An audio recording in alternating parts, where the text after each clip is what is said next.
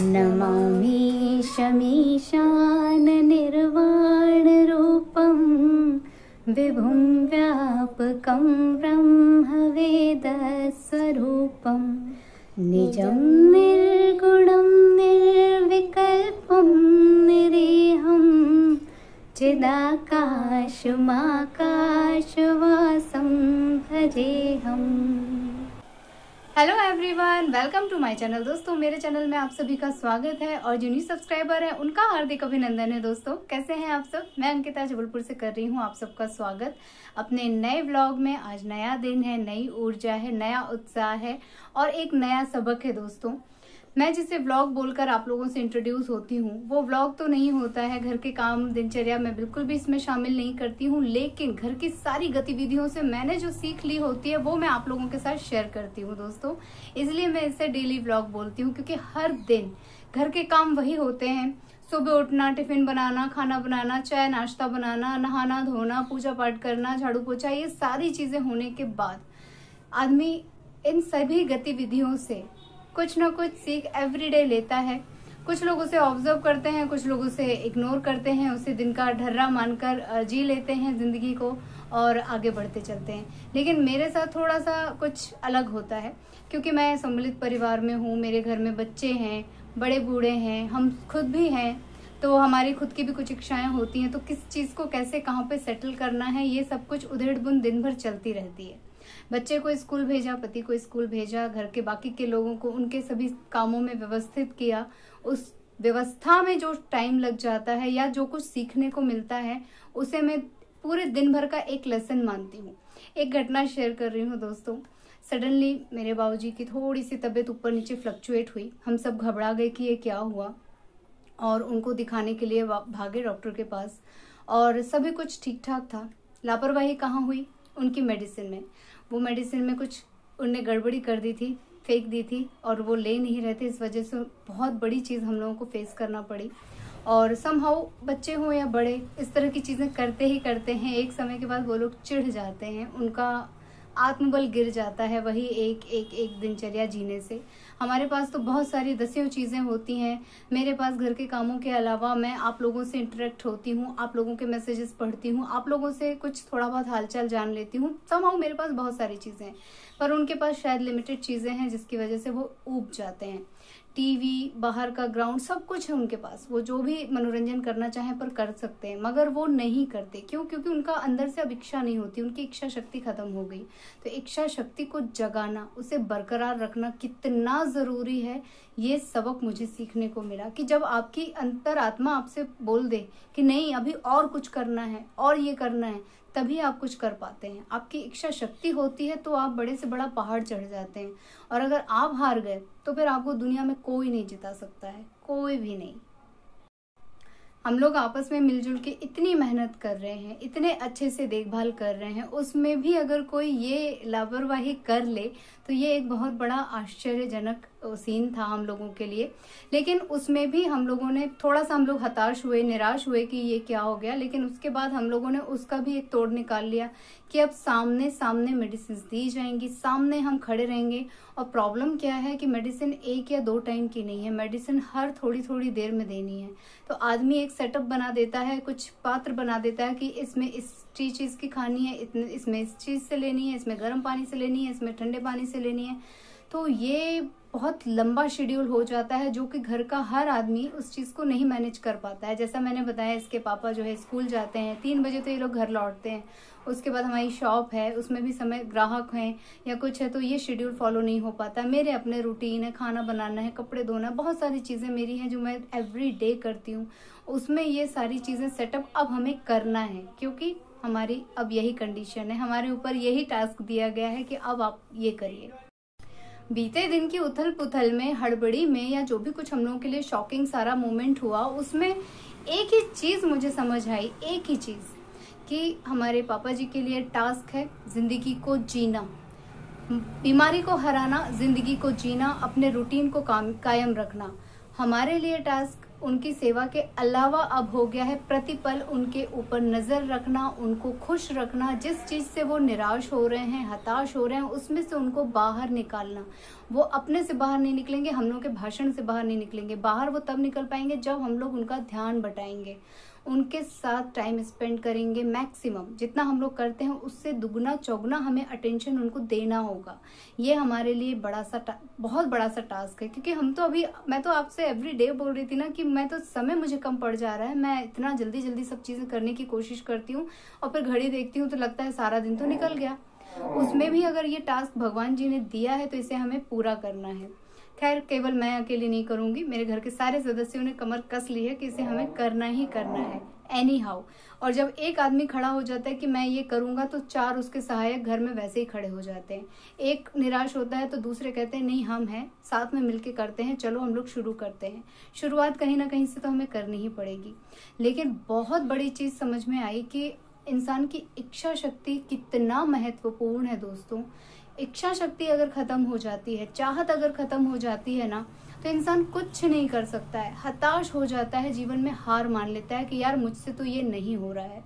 और ये उन लोगों के साथ होता है जो किसी भी चीज को करते हैं और उनको तुरंत रिजल्ट की आशा होती है कि इसका परिणाम तुरंत आएगा, मुझे तुरंत सब इसका अच्छा मिलेगा। ऐसा नहीं होता ना।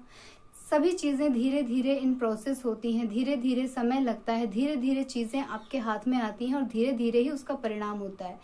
अगर मैं देखूं कि 4 तरह के लोग हैं, चारों बीमार हैं, किसी को कुछ बीमारी है, किसी को कुछ है, तो एक को दूसरा जो ट्रीटमेंट चल रहा है उसको उस हिसाब से रिलीफ मिल रहा है, एक को उसकी बीमारी के हिसाब से धीरे धीरे रिलीफ मिल रहा है। फिर हर इंसान की बॉडी अलग अलग होती है। जैसे कहते हैं ना कि हाथ की 5 उंगलियां बराबर नहीं होती हैं, वैसे ही हर इंसान की बॉडी अलग होती है। तो किसी को जल्दी रिकवरी मिल जाती है, किसी को आराम से रिकवरी मिलती है।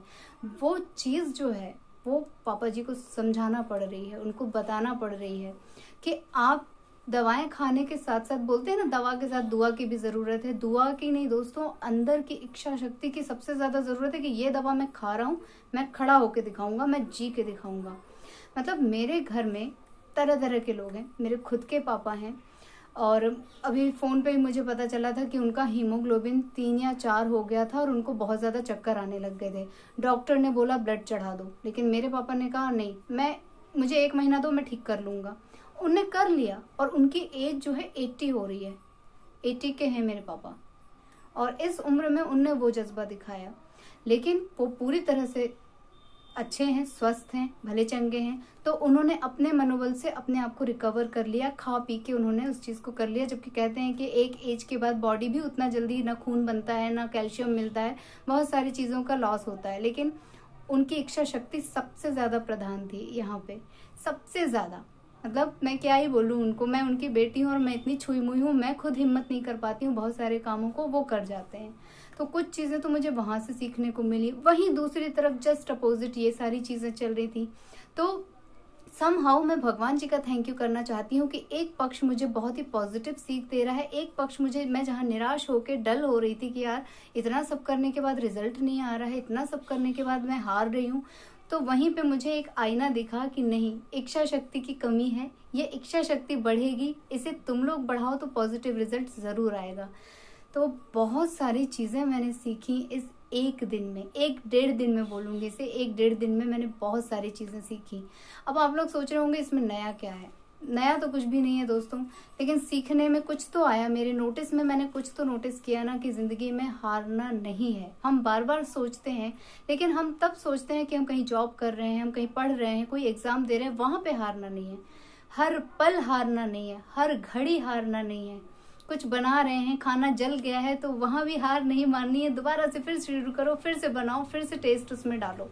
हर जगह कंपटीशन है, हर जगह जीतना है। और हार का मतलब निराशा ही है मेरे लिए, कि निराश नहीं होना है। अगर हम किसी चीज से पीछे रह गए हैं तो फिर से शुरुआत करना है और फिर से अपने आप से जीतना है। दुनिया में मैं ये नहीं कहूंगी कि मेरे साथ फलाना है यार, वो तो बहुत आगे निकल गया, वो व्यापारी मेरे साथ था, वो तो बहुत आगे निकल गया, मेरे बगल में जो घर था वो तो मुझसे 3 मंजिला और ऊपर बन गया। मैं ये नहीं कहूंगी। मैं ये कहूंगी कि मेरा क्या है, मेरा एम क्या है, उसे पूरा करने के लिए मैं कितना एफर्ट लगा रही हूँ, और अगर उस एफर्ट में कमी है तो वहाँ मेरी हार है, तो मैं वहाँ कोशिश करूंगी ताकि मैं अपने लक्ष्य तक उसे प्राप्त कर लूँ, पहुंच जाऊं मैं अपने एम तक, पहुंच जाऊं मैं अपनी उस मंजिल तक। तो हाल फिलहाल मेरी मंजिल और सिर्फ एक ही है, मेरा घर, मेरा परिवार, जिसकी मैं देखभाल करती हूँ। और वहाँ पे कभी कभी कुछ इस तरह की चीज़ें होती हैं तो मैं निराश हो जाती हूँ, जो कि मैं हुई पिछले कुछ घंटों में। मुझे बहुत ज़्यादा अफसोस हुआ, मुझे बहुत ज़्यादा गिल्टी फील हो रहा था, लेकिन फिर वही एक फ़ोन कॉल और एक घटना ने मेरे अंदर एक नई ऊर्जा भरी, घर के लोगों ने ऊर्जा भरी, इसके पापा चाचा, चलो अब हम लोग ऐसे करेंगे, चलो अब से हम लोग वहाँ खड़े रहेंगे, चलो अब हम लोग साथ में वो मिल के करेंगे। सबके ऊपर अपने अपने वर्क प्रेशर है, सब जानते हैं कि सब उतना टाइम नहीं दे पाएंगे, लेकिन फिर भी कोशिश तो करेंगे हम, कोशिश करने में क्या बुराई है। यही सबक था मेरा दोस्तों, सबसे बड़ा लेसन जीवन का।